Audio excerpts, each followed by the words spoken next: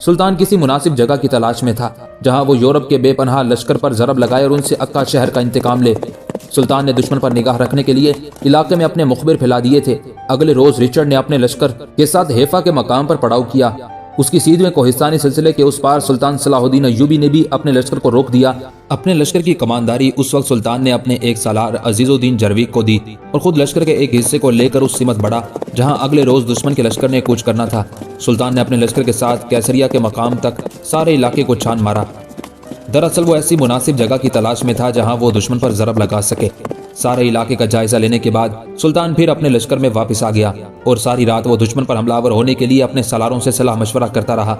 اگلے روز رچرڈ جب اپنے لشکر کو لے کر کیسریا کے مقام پر پہنچا تو اس کے لشکر پر ایک قیامت ٹوٹ پڑی، اس لیے کہ اچانک سلطان صلاح الدین ایوبی اپنے لشکر کے ساتھ اس پہاڑی پر نمودار ہوا جو رچرڈ کے لشکر کے دائیں جانب تھی۔ پھر سلطان صلاح الدین ایوبی اور اس کے لشکری ڈھلوانوں سے ہوتے ہوئے برق کے کوندوں کی طرح رچرڈ کے لشکر پر حملہ آور ہوئے تھے۔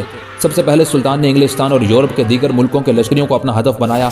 اس کے تیر اندازی کرتے ہوئے دشمن کی صفوں کے اندر گھستے چلے گئے اور تیگ زنی کا بہترین مظاہرہ کرتے ہوئے انہوں نے کیسریا کے قریب رچرڈ کے لشکریوں کی لاشوں کے ڈھیر لگا دیے تھے۔